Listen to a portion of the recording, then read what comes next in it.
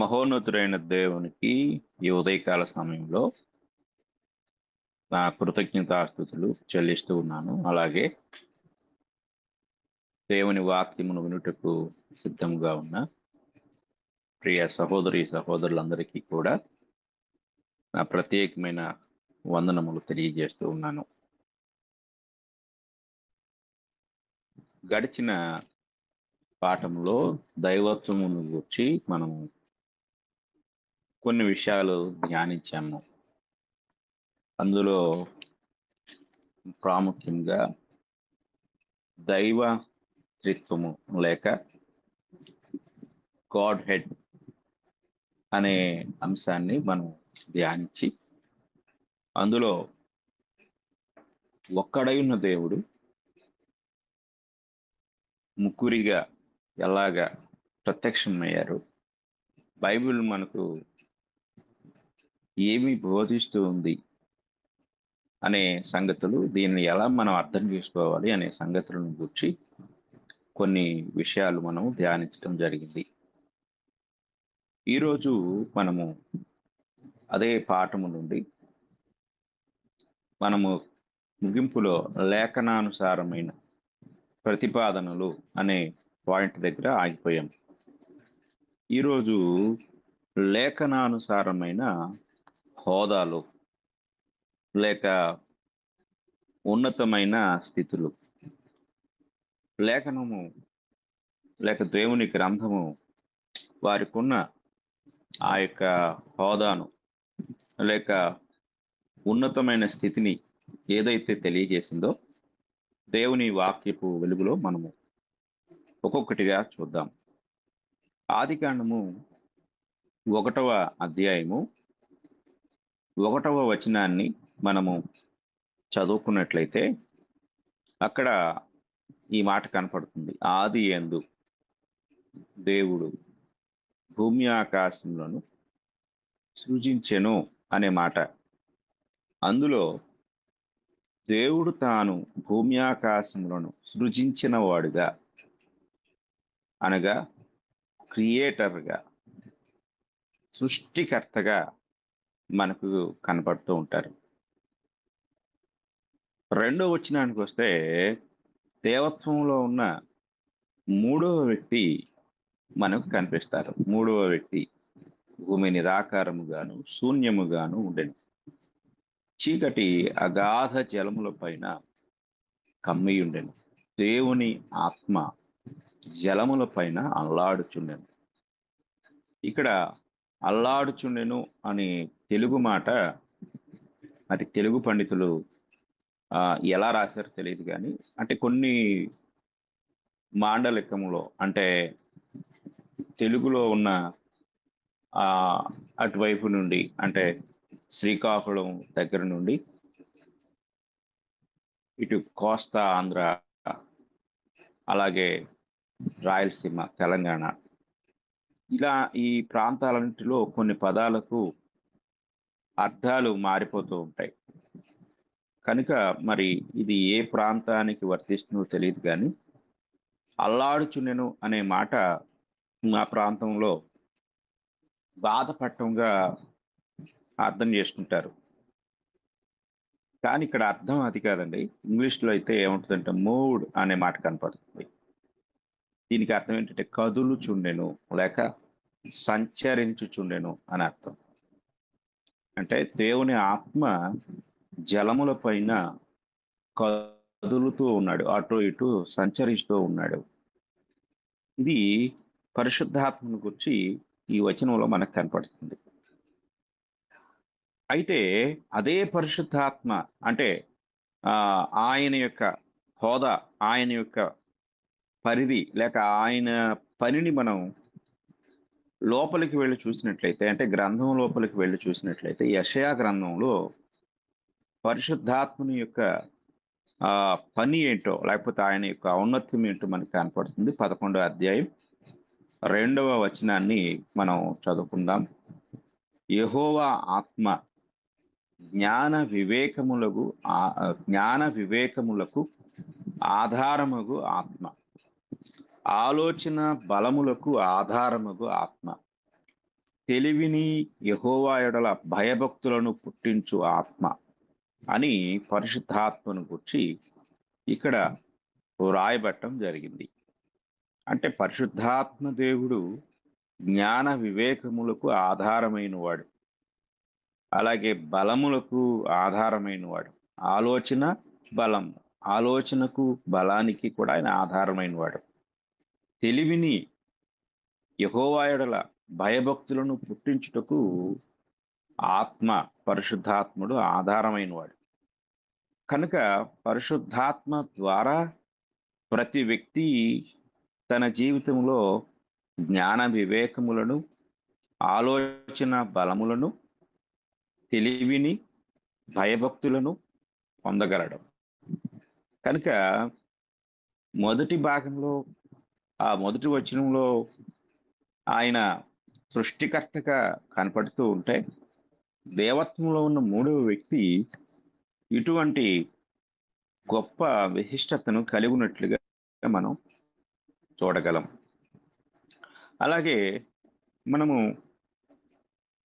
కుమారుని కూడా చూసినట్లయితే, కుమారుని యొక్క హోదా లేక ఆయనకున్న విశిష్టత ఏమిటి అనేది మనం గమనిస్తే, కీర్తనల గ్రంథము 2వ అధ్యాయము 7వ వచనాన్ని మనం చదువుకుందాం.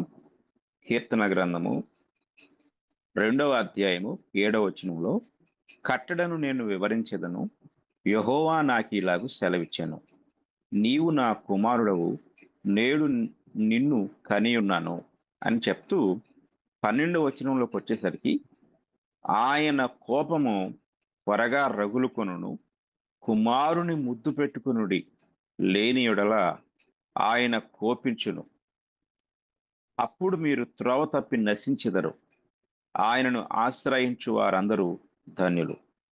కుమారుని యొక్క హోదా ఏమిటి, ఆయనకున్న ప్రాధాన్యత ఏమిటి అంటే, ఇక్కడ తండ్రి మాట్లాడుతూ కుమారుని ముద్దు పెట్టుకొనుడి, ఒకవేళ ఆయనను ముద్దు పెట్టుకొనకపోతే ఆయన కోపిస్తాడు, అప్పుడు మీరు నశించిపోతారు. అంటే తన కుమారుని పట్ల తండ్రి ఎటువంటి ప్రాముఖ్యతను, ప్రాధాన్యతను కలిగి ఉన్నాడో మనం ఇక్కడ చూడగలం. కనుక వాక్య భాగాలు ఈ ముగ్గురిని గూర్చి వారి వారి హోదాలు, వారి వారి విశిష్టతలను ఎక్కడా కూడా తగ్గించకుండా, ఇద్దరూ కూడా, ఆ ముగ్గురు కూడా ఒకే హోదాలో, ఒకే స్థితిలో ఉన్నట్లుగా మనము ఇక్కడ చూడగలం. ఇక తరువాత విషయానికి మనం వచ్చినట్లయితే, ముగ్గురిగా వారు తెలియపరచబడిన విధానాన్ని మనకు బైబిల్ తెలియజేస్తుంది. ముగ్గురుగా వారు తెలియపరచబడిన లేక ఆ ఉద్దేశించబడిన విధానాలు మనం గమనించినట్లయితే, సంఖ్యాకాండంలో మనకు ఒక మాట కనపడుతుంది. సంఖ్యాకాండము 6వ అధ్యాయము 24వ వచనం నుండి మనం చదువుకుందాం. యెహోవా నిన్ను ఆశీర్వదించి నిన్ను కాపాడునుగాక. యెహోవా నీకు తన సన్నిధిని ప్రకాశింపచేసి నిన్ను కరుణించునుగాక. యెహోవా నీ మీద తన సన్నిధి కాంతి ఉదయింపచేసి నీకు సమాధానము కలుగు చేయునుగాక. ఇక్కడ ముమ్మారు యెహోవా, యెహోవా, యెహోవా అనే మాట మనకు సంఖ్యాకాండంలో వ్రాయబట్టం జరిగింది. అలాగే యెషయా గ్రంథాన్ని కూడా మనం చదువుకున్నట్లయితే, యెషయా గ్రంథము 6వ అధ్యాయం, యెషయా గ్రంథము 6వ అధ్యాయము 3వ వచనం మనం చదువుకున్నప్పుడు, వారు సైన్యములకు అధిపతియగు యెహోవా పరిశుద్ధుడు, పరిశుద్ధుడు, పరిశుద్ధుడు, సర్వలోకము ఆయన మహిమతో నిండియున్నది అని గొప్ప స్వరముతో గాన ప్రతిగానములు చేయుచుండిరి. ఇక్కడ కూడా మనకు 3 సార్లు పరిశుద్ధుడు, పరిశుద్ధుడు, పరిశుద్ధుడు, అక్కడేమో 3 సార్లు యెహోవా, యెహోవా, యెహోవా అని చెప్పబడింది. అలాగే బైబిల్ గ్రంథంలో చివరి గ్రంథమైన ప్రకటన గ్రంథాన్ని కూడా మనం చదివినట్లయితే, ప్రకటన గ్రంథము 4వ అధ్యాయము 8వ వచనంలో పరలోకంలో ఉన్న 4 జీవులు దేవుని ఎలా ఆరాధిస్తూ ఉన్నారో మనం చదువుకుందాం. ఈ 4 జీవులలో ప్రతి జీవికి 6 రెక్కలుండెను. అవి చుట్టూను రెక్కల లోపటను కన్నులతో నిండి ఉన్నవి. అవి భూత వర్తమాన భవిష్యత్ కాలములలో ఉండు సర్వాధికారియు దేవుడునగు ప్రభువు పరిశుద్ధుడు పరిశుద్ధుడు పరిశుద్ధుడు అని మానక రాత్రింబగళ్ళు చెప్పుచుండును. కనుక ఈ వచనాలన్నిటిని మనం గమనించినట్లయితే వారు ముగ్గురు ఆరాధించబడుతూ ముగ్గురుగా ఒకే కాలంలో స్తుతించబడుతూ ఉన్న సంఘటనలను మనం ఇక్కడ చూడగలం. ఇక మనం క్రొత్త నిబంధనలోనికి వెళ్ళినట్లయితే తరువాత పాయింట్, క్రొత్త నిబంధన వ్యక్తపరిచిన విధానాలను మనం జాగ్రత్తగా చదువుకుందాము. క్రొత్త నిబంధనలో ఎలాగా వారు ప్రత్యక్షపరచబడ్డారు ముగ్గురిగా అనే సంఘటన మనం గమనిస్తే అందులో మొదటిగా క్రీస్తు ప్రభు యొక్క బాప్తిస్మాన్ని మనం గమనించినప్పుడు అక్కడ క్రీస్తు ప్రభు యొక్క బాప్తిస్మంలో మనకు ఒక సంఘటన కనపడుతుంది. మత్తయి సువార్త 3వ అధ్యాయము 16, 17 వచనాలు మనం చదువుకుందాం. మత్తయి సువార్త 3వ అధ్యాయము 16, 17 వచనాలు. అక్కడ యేసు బాప్తిస్మము పొందిన వెంటనే నీళ్లలో నుండి ఒడ్డునకు వచ్చెను. ఇదిగో ఆకాశము తెరవబడెను, దేవుని ఆత్మ పావురము వలె దిగి తన మీదికి వచ్చుట చూచెను. మరియు ఇదిగో ఈయనే నా ప్రియ కుమారుడు, ఈయన యందు నేను ఆనందించుచున్నానని ఒక శబ్దము ఆకాశము నుండి వచ్చెను. ఇది లూకాసు వార్తలో కూడా మనకి కనపడుతుంది. అంటే యేసు ప్రభు వారు శరీరధారిగా భూమి మీద ఉన్నారు. ఆయన బాప్తిసం పొందినప్పుడు పరిశుద్ధాత్మ దేవుడు ప్రత్యక్షమయ్యాడు పావురం వలె ఆయన మీదికి దిగి వచ్చుట మనం ఇక్కడ చూస్తున్నాం. అంటే రెండో వ్యక్తి. అలాగే పరలోకము నుండి ఒక శబ్దము తండ్రి మాట్లాడుతూ ఉన్నాడు. తండ్రి అయిన దేవుడు మాట్లాడుతూ ఈయనే నా ప్రియ కుమారుడు అనే మాట. కనుక ముగ్గురు ఏకకాలంలో ప్రత్యక్షమయ్యారు. కొందరు ఒకే వ్యక్తి 3 కాలాల్లో ముగ్గురుగా పనిచేశారు అని నమ్ముతూ ఉంటారు. అలాగైతే ఏకకాలంలో ఒకే వ్యక్తి ముగ్గురుగా ఎలా ప్రత్యక్షము కాగలడు? అది అసంభవం కదా. కాబట్టి వ్యక్తులు వేరువేరుగా ముగ్గురుగా ఉన్నారు. వారు ఒకే పనిని జరిగించినట్లుగా మనకు బైబిల్ గ్రంథం బోధిస్తూ ఉంది. కనుక ఇక్కడ ముగ్గురు ఏకకాలంలో ప్రత్యక్షమైన సంఘటన మనకు క్రీస్తు ప్రభు యొక్క బాప్తిస్మంలో చూడగలం. అలాగే బాప్తిస్మము యొక్క నియమం కూడా మనం గమనించినట్లయితే మత్తయి సువార్తలో 28వ అధ్యాయము 19 అలాగే 20 వచనాలు కూడా మనం చదువుకున్నప్పుడు అక్కడ ఇలా ఉంటుంది. కాబట్టి మీరు వెళ్ళి సమస్త జనులను శిష్యులనుగా చేయుడి, తండ్రి యొక్కయు కుమారుని యొక్కయు పరిశుద్ధాత్మ యొక్కయు నామములోనికి వారికి బాప్తిస్మమిచ్చుచు అనే మాట మనకి అక్కడ కనపడుతుంది. అక్కడ మనం గమనించినట్లయితే ముగ్గురు వ్యక్తులను గూర్చిన ప్రస్తావన కనపడుతుంది. చివరిలోకి వచ్చేసరికి నామముల లోనికి అని రాయలేదు, కానీ నామము లోనికి అనగా in the name of the father and of the son and of the holy ghost. In the name of అనే మాట మనం గమనిస్తే నామములోనికి ఏకవచనం. ఈ నామమే ఈ ఒక్కటై ఉన్న దైవత్వాన్ని గురించి తెలియజేస్తుంది, గాడ్ హెడ్ ని గురించి తెలియజేస్తుంది. ఆ గాడ్ హెడ్ లో ఉన్న ముగ్గురు వేరు వేరు వ్యక్తుల యొక్క పేర్లు ఆ ముందుగా ప్రస్తావించడం జరిగింది. కనుక క్రీస్తు ప్రభు పొందిన బాప్తిస్మం దగ్గర ముగ్గురు యొక్క ప్రత్యక్షత, బాప్తిస్మ నియమములో అలాగే ముగ్గురిని గూర్చిన ప్రస్తావన మనకి ఇక్కడ కనపడుతుంది. అలాగే అపోస్తలుల యొక్క ఆశీర్వాదాన్ని గూర్చి కూడా మనము చదువుకున్నట్లయితే అపోస్తలుల యొక్క ఆశీర్వాదము కొన్ని సందర్భాల్లో మనకు కనపడుతుంది. మనం ఒక వచనాన్ని చూద్దాం. 2వ కొరింథీ పత్రిక 13వ అధ్యాయము 14వ వచనాన్ని మనం చదువుకున్నట్లయితే పౌలు గారు ఈ ఆశీర్వచనాన్ని మనకు ఇలాగ తెలియజేస్తూ ఉంటారు. ప్రభువైన యేసుక్రీస్తు కృపయు, దేవుని ప్రేమయు, పరిశుద్ధాత్మ సహవాసమును మీకందరికిని తోడైనుగాక. ఇక్కడ కూడా పౌలు గారు ముగ్గురిని ప్రస్తావిస్తూ ప్రభువైన యేసుక్రీస్తు కృప, అలాగే దేవుని ప్రేమ, పరిశుద్ధాత్మ సహవాసం. కనుక ప్రభువైన యేసుక్రీస్తు, అలాగే దేవుడు, అలాగే పరిశుద్ధాత్మ అని చెప్పేసి ముగ్గురు వేరు వేరు వ్యక్తులను గూర్చిన ప్రస్తావన ఆయన ఈ యొక్క చివరి ఆశీర్వాదంలో మాట్లాడటం జరుగుతూ ఉంది. తర్వాత మనం 4వ విషయాన్ని గమనించినట్లయితే యోహాను సువార్త మరికొన్ని లేఖనాలు మనకి ఏం తెలియజేస్తున్నాయి, మరికొన్ని వాక్య భాగాలను మనం గమనించినప్పుడు యోహాను సువార్తలో మరి ఇంకొక సందర్భాన్ని చూద్దాం. 14వ అధ్యాయము, యోహాను సువార్త 14వ అధ్యాయము 26వ వచనము మనకి ఇలాగ తెలియజేస్తూ ఉంది. చూడండి, అక్కడ యేసు ప్రభు వారు మాట్లాడుతూ ఆదరణకర్త అనగా తండ్రి నా నామమున పంపబోవు పరిశుద్ధాత్మ సమస్తమును మీకు బోధించి నేను మీతో చెప్పిన సంగతులన్నిటినీ మీకు జ్ఞాపకము చేయును. ఆదరణకర్త అనగా పరిశుద్ధాత్మ దేవుడు, అలాగే తండ్రి, తండ్రి అయిన దేవుడు, నా నామమున అనగా ఇక్కడ ప్రజెంట్ అంటే భూమి మీద ఉన్న కుమారుడైన దేవుడు. వారు ముగ్గురు కూడా ఏకకాలంలో ప్రస్తావించబడుతూ ఉండటం కూడా ఇక్కడ మనం చూడగలం.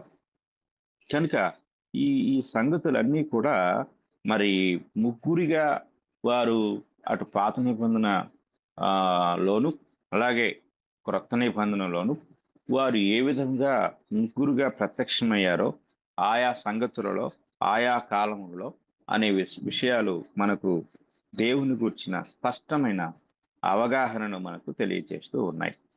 తర్వాత వారి యొక్క ఏకత్వాన్ని మనం గమనించినట్లయితే, దేవుని యొక్క ఏకత్వం మనం ఆలోచించినప్పుడు పాత నిబంధనలో కొన్ని వచనాలు మనకు చాలా స్పష్టంగా నొక్కి చెప్తూ ఉన్నట్లుగా మనం చూడగలం.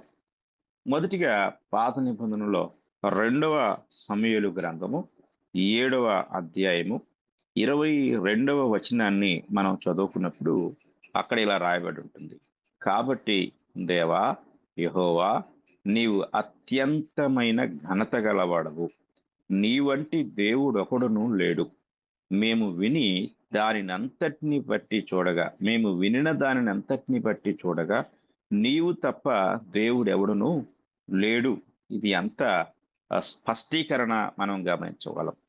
కనుక ఇక్కడ దేవుడు ఒక్కడై ఉన్నాడు. ఆయన ఎంత గొప్పవాడంటే అత్యంత ఘనత గలవాడు. నీ వంటి దేవుడు ఒకడును లేడు, అంటే ఇంకొకడు లేడు. అంటే ఆయన అద్వితీయుడై ఉన్నాడు, ఏకదేవుడై ఉన్నాడు. ఆ ఏకదేవునిగా ఉన్న ఆయన గురించి బైబిల్ అనేక సార్లు మాటి మాటికి కూడా స్పష్టంగా నొక్కి పలుకుతున్న సంఘటనలు మనం ఇక్కడ చూడగలము. కనుక ఆ ఒక్కడైన దేవుని గురించిన భావన మనం గ్రహించాలి. అంటే మనం అక్కడ ముగ్గురు వ్యక్తుల గురించి చెప్పుకుంటూ వచ్చాం కాబట్టి దేవుళ్ళు ముగ్గురు లేక ముగ్గురు దేవుళ్ళుగా ఉన్నారు, బైబిల్ ముగ్గురు దేవుని గురించి బోధిస్తూ ఉంది, దేవుడు అంటే ముగ్గురు అనే మనము తప్పు అభిప్రాయానికి రాకూడదు. దేవుడు అనే మాట ఒకటే, దేవుడు ఒక్కడే. ఆ ఒక్కడయ్యున్న దేవుని యొక్క అనగా నేను పోయినసారి చెప్పాను ఎలోహిం.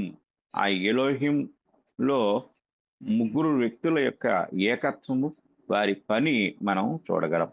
మరొక వచనాన్ని కూడా చూసినట్లయితే యెషయా గ్రంథంలో అనేక సార్లు దేవుని యొక్క ఏకత్వాన్ని గురించి లేక వన్నెస్ అంటే ఒక్కటై ఉన్న దాని గురించి మనకు బైబిల్ స్పష్టంగా తెలియజేస్తూ యెషయా గ్రంథము 41వ అధ్యాయము మనం చదువుకున్నట్లయితే 41వ అధ్యాయము 4వ వచనంలో ఈ మాట కనపడుతుంది. ఎవడు దీనిని ఆలోచించి జరిగించెను, ఆది నుండి మానవ వంశములను పిలిచిన వాడనైన యెహోవానగు నేనే, నేను మొదటి వాడను, కడవరి వారితోనూ ఉండువాడను అని నేనే అనే మాట ఇక్కడ తెలియచేయబడుతుంది. అలాగే 43వ అధ్యాయం కూడా యెషయా గ్రంథం 43వ అధ్యాయము 10, 11 వచనాలు మనం చదివినట్లయితే, మీరు తెలుసుకుని నన్ను నమ్మి నేనే ఆయననని గ్రహించున్నట్లు మీరును నేను ఏర్పరచుకొనిన నా సేవకుడును నాకు సాక్షులు. నాకు ముందుగా ఏ దేవుడును నిర్మింపబడలేదు, నా తరువాత ఏ దేవుడు ఉండడు. ఎంత స్పష్టంగా ఇక్కడ ఈ వచనం మనకు తెలియజేస్తా ఉంది.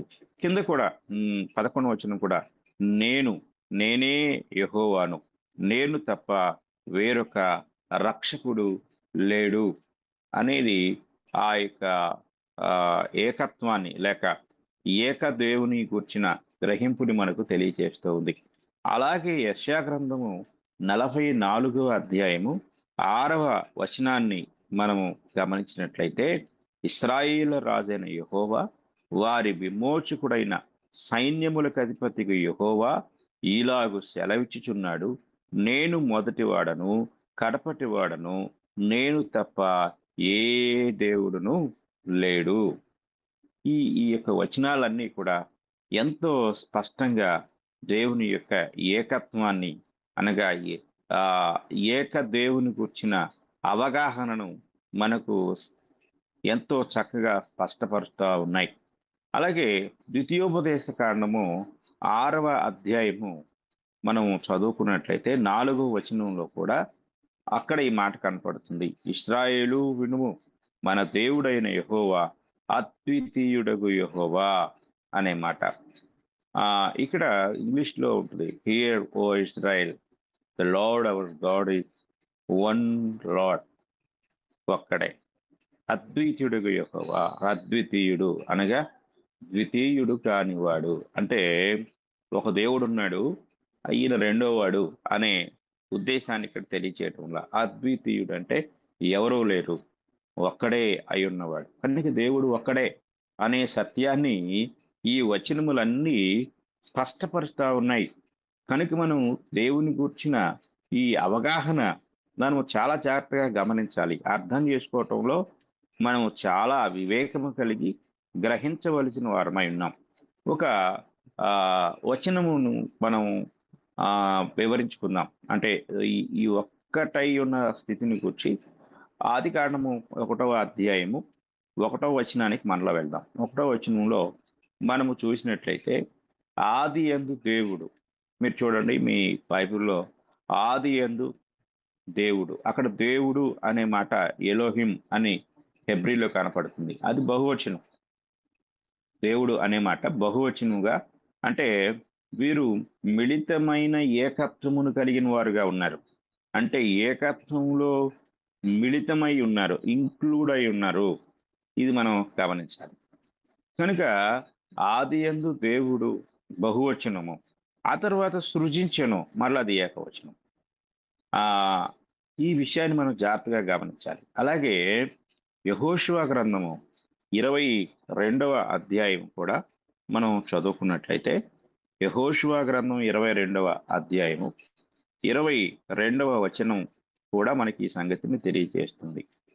దేవుళ్ళలో యెహోవా దేవుడు, దేవుళ్ళలో యెహోవాయే దేవుడు, సంగతి ఆయనకు తెలియను. ఇశ్రాయేలీయులు తెలిసికొందురు, ద్రోహము చేతనైనను యెహోవా మీద తిరుగుబాటు చేతనైనను మేము ఈ పని చేసిన యెడల నేడు మమ్ము బ్రతుకునియుడి. మన పై వచనాన్ని, అంటే పై భాగాన్ని చూస్తే, దేవుళ్ళలో యెహోవా దేవుడు. దీని ఇంగ్లీష్లో the lord god of gods అన్నమాట. The lord god of gods అని రెండు సార్లు మనకి ఇక్కడ ఇంగ్లీష్లో ఉపయోగించబడుతుంది. దీన్ని మనం జాగ్రత్తగా గమనించినట్లయితే, ఇక్కడ యెహోవా అనేది ఏకవచనంగా కనపడుతుంది, దేవుడు అనే మాట బహువచనంగా కనపడుతుంది. కనుక మనము ఆలోచించినప్పుడు యెహోవా వన్ పర్సన్, అనగా ఒకే వ్యక్తి. ఆ ఒక వ్యక్తిగా ఆయన మనకు కనపడుతూ ఉన్నాడు. మరలా పక్కనే దేవుడు. దేవుళ్ళలో యెహోవా దేవుడు. ఆ దేవుడులు అనే మాట అన్య దేవతలకు సంబంధించిన మాట. అది దేవుడులు అంటే ఇంకా చాలా మంది ఉన్నారని కాదు. అక్కడ మనము ఆహ్, అన్య దేవతలను ఉద్దేశించి వారి మధ్య అనగా అన్య దేవతల మధ్య యెహోవా దేవుని యొక్క ఆ ఘనతను హెచ్చింపును తెలియజేస్తూ దేవుళ్ళలో అన్నారు. అంటే ఇశ్రాయేలీయులు ఇంతవరకు కూడా ఏ ఐగుప్తులో అనేక అన్య దేవతలను కలిగి ఉన్నారో వారందరిలో కూడా ఈయనే దేవుడు అనే విషయాన్ని తెలియజేస్తూ ఈ వచనాన్ని మనకు ఆ పరిశుద్ధాత్మను రాయించడం జరిగింది. మనం ఇక్కడ గ్రహించవలసిన విషయం ఏమిటంటే యెహోవా అనేది ఏకవచనం, పక్కనే దేవుడు అనేది బహువచనం. ఆది కాండంలో ఆదియందు దేవుడు అనేది బహువచనము, సృజించను అనేది ఈ ఏకవచనం. కనుక ఈ ఈ యొక్క వన్నెస్ అనగా ఏక దేవుని యొక్క ఆ యొక్క భావాన్ని మనం గ్రహించినట్లయితే దేవుడు ఒక్కడై ఎలా ఉన్నాడు అంటే ఒక్కడే దేవుడుగా ఎలా ఉన్నాడు, ఒక్కడే దేవుడుగా ఉన్నప్పుడు ఆయన ఎలా పిలువబడ్డాడు, అలాగే మిళితంగా ముగ్గురు ఉన్నప్పుడు ఆ ఏ పదాన్ని బైబిల్ రాసింది అనే ఆ యొక్క వచనంలో ఉన్న ఆ పదాలను మనము జాగ్రత్తగా అర్థం చేసుకుంటే, ఈ ఒక్కొక్కరుగా ఉన్న సందర్భాలు, అలాగే ముగ్గురు కలిసి ఉన్న సందర్భాలు మనకు అక్కడ స్పష్టంగా అర్థమవుతాయి. కనుక ఈ విషయాన్ని మనం జాగ్రత్తగా గ్రహించవలసిన వారమై ఉన్నాం. ఇక మనము మూడవ విషయాన్ని గమనించినట్లయితే లేఖనానుసారమైన సంగ్రహం. ఈ లేఖనము లేక దేవుని యొక్క వాక్యము ఎలాంటి సంగ్రహాన్ని తెలియచేసింది దైవత్వాన్ని గూర్చి అనేది మనం గమనిస్తే ముగ్గురు దేవుడిగా గుర్తింపు పొందిరి అని మనకు లేఖనం ఒక ముగింపుని తెలియజేసింది. అంటే ముగ్గురు దేవుడిగా గుర్తించబడ్డారు. ఎలా గుర్తించబడ్డారు అనేది మనం ఆలోచిస్తే తండ్రి దేవునిగా గుర్తింపు పొందిన సందర్భాలను మనము దేవుని యొక్క వాక్యం నుండి చూడగలం. క్రొత్త నిబంధనలో అపోస్తున్న పౌలు గారు రోమీలకు రాసిన పత్రిక మొదటి అధ్యాయము 7వ వచనాన్ని మనం చదువుకున్నట్లయితే, మీరును వారిలో ఉన్నవారై యేసుక్రీస్తు వారుగా ఉండుటకు పిలువబడితిరి అనే మాట అక్కడ మనకు కనపడుతుంది. తండ్రి అయిన దేవుని గుర్చిన గ్రహింపును మనం ఇక్కడ ఈ 1వ అధ్యాయంలో మనం 3వ వచనం అండి ఇది. మనం ఇక్కడ 7వ వచనం పొరపాటు పడింది. 3వ వచనం చూద్దాం. మన తండ్రి అయిన దేవుని నుండి అనే మాట ప్రభు అయిన యేసుక్రీస్తు నుండి కృపా సమాధానములు మీకు కలుగునుగాక అని పౌలు గారు తెలియజేస్తూ ఉంటారు.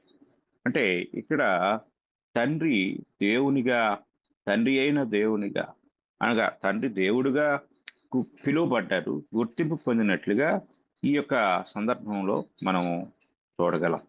అంటే అపోస్తున్న పౌలు గారు ఆ తండ్రిని దేవునిగా ఆయన గుర్తిస్తూ ఈ యొక్క మాటలు మనకు తెలియజేయటం జరుగుతూ ఉంది. అలాగే యోహాను సువార్త 6వ అధ్యాయము 27వ వచనాన్ని కూడా మనం చదువుకున్నట్లయితే, క్షయమైన ఆహారము కొరకు కష్టపడకుడి గాని నిత్య జీవము కలుగు చేయు అక్షయమైన ఆహారం కొరకే కష్టపడుడి, మనుష్య కుమారుడు దానిని మీకిచ్చును, ఇందుకై తండ్రి అయిన దేవుడు ఆయనకు ముద్ర వేసి ఉన్నాడని చెప్పారు. ఈ వచనంలో కూడా తండ్రి దేవునిగా మనకు ఆ వాక్యంలో కనిపించడం జరుగుతూ ఉంది. అలాగే పేతురు మొదటి పత్రిక మొదటి అధ్యాయము 22వ వచనాన్ని కూడా మనం చదువుకున్నట్లయితే, మీరు సత్యమునకు క్షమించండి, ఈ ఈ యొక్క వచన భాగాల్లో అన్నిట్లో కూడా మనము జాగ్రత్తగా గమనించినట్లయితే తండ్రి దేవునిగా మనకు కనిపించబడిన సంఘటనలు మనకు స్పష్టపరుస్తూ ఉన్నాయి. ఇక రెండవది కుమారుడు దేవుడుగా గుర్తింపు పొందిన సంఘటన మనము జాగ్రత్తగా గమనించినట్లయితే హెబ్రీయులకు రాసిన పత్రికలో కుమారుడు దేవునిగా ఎలా మనకు ధృవీకరించబడ్డారో హెబ్రీలకు రాసిన పత్రిక 1వ అధ్యాయము 8వ వచనంలో ఇలాగ చెప్పబడుతుంది. గాని తన కుమారుని గూర్చి అయితే, దేవా నీ సింహాసనము నిరంతరము నిలిచినది, నీ రాజదండము న్యాయార్థమైనది అని రాయబడింది. ఇంగ్లీష్లో O god is for ever and ever అనే మాట కనపడుతుంది. అంటే ఆయన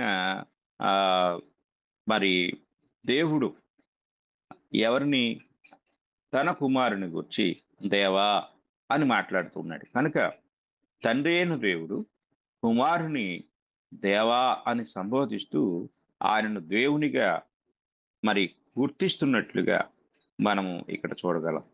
అలాగే రోమీలకు రాసిన పత్రిక కూడా మనం చదువుకున్నట్లయితే 9వ అధ్యాయము 5వ వచనాన్ని మనం చదువుకున్నప్పుడు, పితరులు వీరివారు శరీరమును బట్టి క్రీస్తు వీరిలో పుట్టెను, ఈయన సర్వాధికారి అయిన దేవుడై ఉండి నిరంతరము స్తోత్రార్హుడై ఉన్నాడు, ఆమెన్ అనే మాట మనకు ఇక్కడ కనపడుతుంది. కనుక మరి కుమారుడు కూడా దేవునిగా గుర్తింపు పొందిన బైబిల్ మనకు తెలియచేస్తూ ఉంది. అలాగే తీతుకు రాసిన పత్రిక 2వ అధ్యాయము 12వ వచనాన్ని కూడా మనం చదువుకున్నప్పుడు అక్కడ ఈ మాట మనకు కనపడుతుంది. 12, 13 వచనాల్లో ఇక్కడ కనపడుతుంది. మనం 13 వచనం చదువుకుందాం. అనగా మహాదేవుడును మన రక్షకుడునైన యేసుక్రీస్తు మహిమ యొక్క ప్రత్యక్షత కొరకు ఎదురు చూచుచు అనే మాట కనపడుతుంది. ఇక్కడ మహాదేవుడు అని పౌలు గారు సంబోధించాడు. రోమాపత్రికలో సర్వాధికారము కలిగిన దేవునిగా, అలాగే తీతుకు రాసిన పత్రికలో మహాదేవునిగా మనకు యేసుక్రీస్తు వారు అక్కడ కనపడుతూ ఉన్నారు. అలాగే మరి యోహాను రాసిన మొదటి పత్రికలో యోహాను గారు కూడా 5వ అధ్యాయంలో ఆయన దైవత్వాన్ని గురించి, అనగా కుమారుని యొక్క దైవత్వాన్ని గురించి మాట్లాడుతూ, మనము దేవుని కుమారుడైన యేసుక్రీస్తు నందున్న వారమై సత్యవంతుని యందున్నాము, ఆయనే నిజమైన దేవుడును నిత్య జీవమునై ఉన్నాడు అని చెప్పి యేసుక్రీస్తు వారిని గురించి మాట్లాడుతూ నిజమైన దేవుడు, నిత్య జీవము అని యోహాను గారు తెలియజేస్తూ ఉన్నారు. ఇక 3వ వ్యక్తిని గూర్చి మనం ఆలోచిస్తే, 3వ వ్యక్తిగా అంటే దేవత్వంలో ఉన్న 3వ వ్యక్తిగా పరిశుద్ధాత్మ దేవుడు కూడా ఆయన దేవునిగా గుర్తింపు పొందిన సంఘటన మనకు అపోస్తుల కార్యముల గ్రంథంలో 5వ అధ్యాయంలో మనకు కనపడుతుంది. 3, 4 వచనాలు మనం చదువుకుందాం. అప్పుడు పేతురు అననీయ, నీ భూమి వెలలో కొంత దాచుకుని పరిశుద్ధాత్మను మోసపుచ్చుటకు సాతాను ఎందుకు నీ హృదయమును ప్రేరేపించెను? అది నీ యొద్ద ఉన్నప్పుడు నీదే కదా, అమ్మిన పిమ్మట అది నీ వశమై ఉండలేదా? ఎందుకు ఈ సంగతి నీ హృదయములో ఉద్దేశించుకున్నావు? నీవు మనుషులతో కాదు దేవునితోనే అబద్ధమాడితువని వానితో చెప్పాను. కనుక ఇక్కడ అననీయ అబద్ధమాడింది పేతురుతో కాదు, పరిశుద్ధాత్మ దేవునితోనే అని చెప్పి, పరిశుద్ధాత్మను మోసపుచ్చుతున్నావు, పరిశుద్ధాత్మతోనే నువ్వు అబద్ధమాడుతున్నావు అని చెప్పి పరిశుద్ధాత్మ దేవుడిగా గుర్తించబడిన సంఘటన ఇక్కడ మనకి అపోస్తుల కార్యంలో రాయబడింది. కనుక మనము గమనించినట్లయితే ఆ లేఖనములు ఏం తెలియజేస్తా ఉన్నాయి, వారి హోదా, వారి ముగ్గురు హోదా ఏంటి, అలాగే ముగ్గురుగా తెలియపరచబడిన విధానము, అలాగే క్రొత్త నిబంధనలో వ్యక్తపరిచిన సంఘటనలో క్రీస్తు ప్రభు యొక్క బాప్తిస్మములో, అలాగే బాప్తిస్మమును కూర్చిన నియమంలో, అలాగే మరి అపోస్తలుల యొక్క ఆశీర్వాదంలో, మరి క్రీస్తు ప్రభు లేక దైవత్వంలో ఉన్న ముగ్గురు వ్యక్తులు ఏకకాలంలో ప్రత్యక్షమైనట్లుగా మనం చూసాం. అలాగే కొందరు దేవుడు ఒక్కడే, అంటే తండ్రి మాత్రమే దేవుడు అనే అవగాహన కలిగి ఉంటారు. కానీ ముగ్గురు కూడా దేవునిగా గుర్తించబడిన సందర్భాలను ఇంతవరకు మనం చూసాం. కనుక దైవత్వములో ఉన్న ఏకత్వము, అలాగే దైవత్వంలో ఉన్న ముగ్గురు వ్యక్తుల యొక్క సమానమైన స్థితులను, సమానమైన సమానముగా వారు ఆరాధించబడుతున్న విధానము, సమానముగా వారు పొందుతున్న ఘనత, సమానముగా ఆయా కాలములో వారు నిర్వర్తించిన కార్య నిర్వహణ భారము, ఇదంతా కూడా దైవత్వాన్ని గూర్చి మనకు తెలియజేస్తున్న సంగతులు. కనుక ఇట్టి సంగతుల పట్ల ప్రతి ఒక్కరూ సరియైన అవగాహన కలిగి, దేవుని గూర్చిన జ్ఞానం కలిగి ఉండాలని నేను మీకు తెలియజేస్తూ, ఈ మాటలు ముగిస్తూ ఉన్నాను. ఇంతవరకు విన్న మీ అందరికీ నా వందనములు తెలియజేస్తూ ఉన్నాను.